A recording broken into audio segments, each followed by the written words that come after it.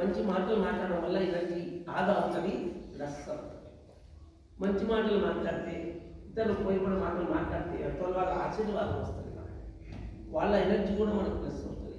సరైన మాటలు మాట్లాడకపోతే మన ఎనర్జీ వాళ్ళకి వస్తుంది. నేను మా తమ్ముడు కృషి ఉంటుంది ఏ పనిగా చెప్తుంటే మా ఊళ్ళో నేను చెప్పాను, ఒరే ఇప్పటి వారం నుంచి ఇదే మాటలు చెప్తున్నావు, నేను కలిసినప్పుడంతా నీ ఎనర్జీ అంతా వృధా అవుతుంది.